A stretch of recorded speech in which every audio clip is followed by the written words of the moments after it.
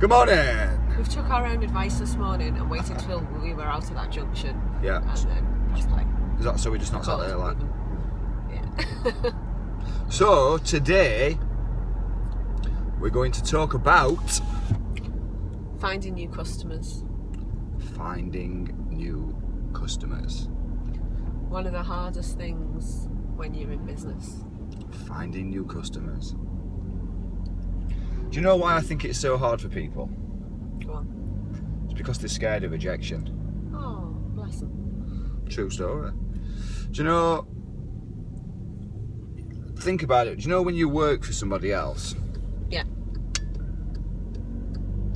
When you work for a company, you don't really care about the rejections because it doesn't feel personal. It's not. Yeah. Do you know? But They're not rejecting you. They're not are rejecting you. But when it's your business, your baby, and you get rejections, then it feels a lot more personal. It's got a lot of emotional baggage to it, hasn't it? So it's like, ooh, you're rejecting me. Don't like this. What have I done wrong? What have I done Why wrong? don't you love me? My product is awesome. But do you know, I mean, that's the thing is people just don't have enough activity, and I think that when it comes to generating new business, new clients, you need to be prospecting a lot more. And following up on leads as well. I think that's a big mistake people make. Nobody follows up. They don't follow up, do they? Nobody follows up. Make that first contact, and it's like, well, they'll come to me, but they're probably waiting for you to go back to them. Probably, yeah, no, and people just don't follow up. Do you know? They really don't. They make one attempt, 2 attempts if they're feeling a little bit ambitious, 3 attempts at absolute most, and then they don't ever bother them again. Do you know? Get on their case. Do you know? I think we mentioned this before, but like 80% of business occurs between the 5th to 12th contact. And it depends how you contact them, isn't it? Like face-to-face contact's a different ratio than email contact, than post contact, Pick up the phone. and phone contact. Yo. Hey, Me again. Just pester him. you sound really tired this morning. Do I? Yeah. It's that workout. Pushing boundaries. Push it real good. But yeah, just do you know, just keep pestering him. And do you know what? What's the worst that's going to happen? If you work for a company and they phone up and they complain. They phone up and complain, your guy's phoning me too much. Good. Do you know? I'll be like, right, cool. He needs a pat on the back, he's doing his job. Do you know, if I get a complaint from someone saying that a sales guy is contacting me too much, I'm like, hell yeah, that's good. That's how it should be. Yo, red light dip! You ain't wrong lane! Some people. Anyway, so yeah, if someone complains, that's a good thing. That's a good thing because it shows that they're doing the job. So when it comes to actually generating new business, where's the places that you can look? Do you know, the first place that you should look is your existing customers. Do you know, who do they know who can benefit from your product, your service? Yeah. They can recommend. They can recommend you. And peer-to-peer recommendation. Peer-to-peer. Well, it's the best way, isn't it? Do you know, it is. someone recommends you because you've done an amazing job for them, then a part of the job's done for you. I mean, how many times have you been talking about something amongst your friends, whether it be, I don't know, someone doing some work on your house, or you need a roofer or something? Oh, I know someone. Yep. It's the way it goes, isn't it? I know a plasterer, an electrician, whatever it may be. Any form of business should be exactly the same. Totally. And I mean, this comes back to what I was talking about before, about making sure that you're covering a lot of space and you're getting attention and things like that as well. Because the flip side to that is how many times someone's needed an estate agent or an electrician or a plumber or whatever it may be, a mechanic, and it's like, dude, why didn't you phone me? It's like, oh, I forgot that's what you did. Do you know how many times that's happened to people? Like, oh, I forgot you built websites, or I forgot that you sell houses. Do you know, I forgot that you were a plasterer. I'd have phoned you if I'd have known. I forgot. Yeah, because you're not doing your job right. I mean, making that attention, getting, you know what I mean, covering that space and being the person that they think about. I mean, when it comes to getting new business from existing clients, they've got a wealth of contacts, and a great way of doing this. Are we keeping you up? Very much so, yeah. Please don't yawn, because it's contagious. It's Wacky Wednesday. Look, that's a yawn. Look what you've done. We're just going to be passing it backwards and forwards now. Get it out of window, throw it away. Okay. Me. So, a great way of doing this is jump onto LinkedIn. If you're not using LinkedIn, if you're not using LinkedIn, that's the Chinese version of it, LinkedIn. LinkedIn. That's really bad. Is it? Yeah. Sorry, I apologise. I just say as it comes out, you know. Jump onto LinkedIn, not LinkedIn. I don't know if that exists. Maybe have a look at that one first. Might be good if you're wanting to expand into different markets. Shall I shut up? Yes, please Okay. do. Get on LinkedIn. If you're not, sign up for LinkedIn and connect with people that you do business with. Do you know, look at the connections that you've already got. And personalise your request, please. Yeah, don't just send, I want to add you to my professional network. It looks shit. Do you know, it does. Just put a little bit of attention to it. You know, give it some. Tell them why you want to connect. Tell them why you want to connect. What's in it for them. Yeah. Same as anything. You're selling yourself, really, aren't you? But to give you an example, so I've just done, for example, some work for Sarah, and Sarah needed to have, I don't know, let's say a website.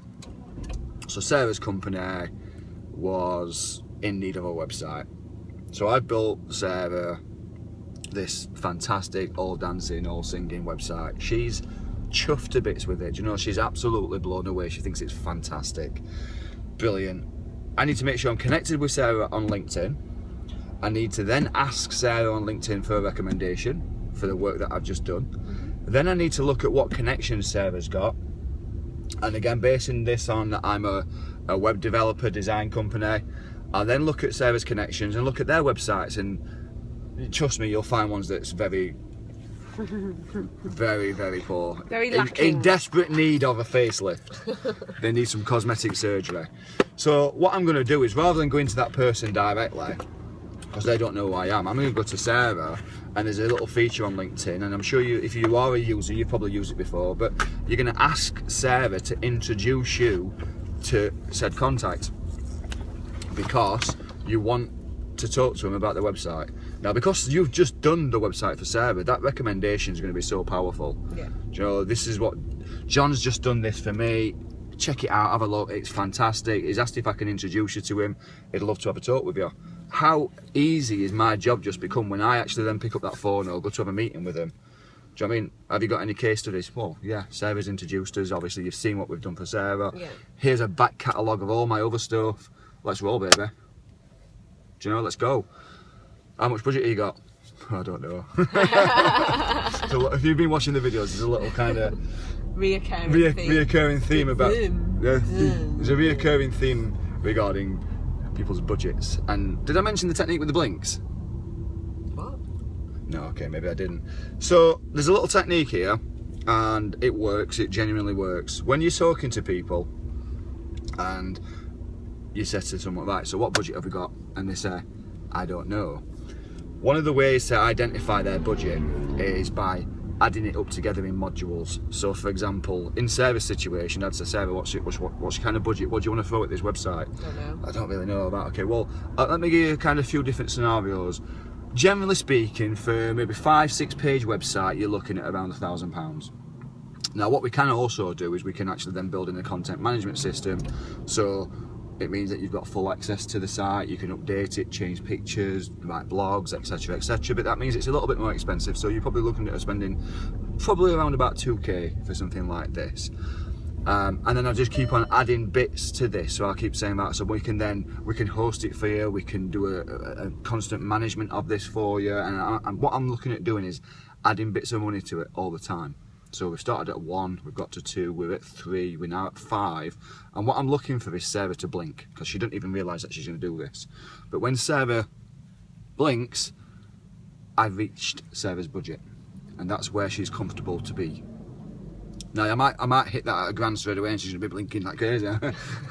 So you might have to, yeah. But do you know, if they can't afford $1,000, do you still work with them? Do you know what? Offer them a payment scheme. Joe, this is my price. Don't justify the price, justify the service. And if they can't afford it, do you know what? Pay me over 18 months, pay me over 12 months, pay me over 24 months. Do you know, whatever? Give me 50 quid a week, 50 quid a month, whatever you can afford. Let's just get this deal done. Yeah. Let's just do it. And rather than backtracking on your price, well, I could do this and maybe get it to 800. Oh, it's still too much. So, well, you said you didn't have a budget. Where is it needs? Well, I was thinking 500 quid. So you did have a budget. Right. Well, I can't do it for 500 quid. I can't do it for 800 quid. You've seen what I can do. It's going to cost $1,000. It's going to cost $1,000, but I can make this a bit easier for you. We can do it on a monthly payment. Let's go. Gives a deposit up front. Gives you 500 that you thought, because obviously you've got £500 in mind. Give me that £500. We'll use that as a deposit. We'll spread the other 5 over 6 months or 12 months or whatever you feel comfortable with. Cool. Wicked, bang. There we go. And the blinking works. It's really good. Test it out. Try it. It's really cool. But coming back to the original topic is obviously getting new clients. Your existing clients are great people. It's the first place you've got to get there first. I mean, you've got lots of other areas. You've got social media, you've got business meetings and networking, and do you know, loads of stuff. I mean, pick the phone up, and do you know how many times do companies get called from web design agencies, for example? Not very many. I mean, they do cold calling, but very, very far and few between. How many times do you get a phone call from your florist or any florist? Do you need any flowers? Yeah. How many times does a car repair company phone you up? What, you've got no idea who they are, you never met them? Oh, just letting you know we're in the area. Do you know? Yeah. Fancy a service? Come down. We'll do some free checks on your tyres. You know, teaser, get them in. Yeah. This just doesn't happen. People are just not proactive enough in getting the business in. But as Sarah said, and as I've said, get into your existing customers, because they're the easiest people to introduce you. Who else do you know that would benefit from my services? And then you're just expanding your circle of customers, aren't you? So then you get into them, totally. Their contacts, their contacts. Yeah. Final thought. Start with who you know. Don't be looking for. Don't talk to strangers. No, don't be looking for people who you've never met to try and connect with them to get business, because it takes time. A quicker fix is to reach into your existing contacts and go through them, totally. To get some new customers. Absolutely, and that's my final thought as well. Do you know, use LinkedIn. Get into LinkedIn. Get into your contacts and your customers that you're already dealing with. Ask them for recommendations. Look at who they're connected to. Ask for an introduction. Makes such a difference to how you can actually generate some leads for the business. So do that, and don't be scared to pick the phone up. Don't be scared to pick the phone up. Yo, it's me. Yo, it's me. Cool. Bye. Have a good day. Bye. Over and out. Peace.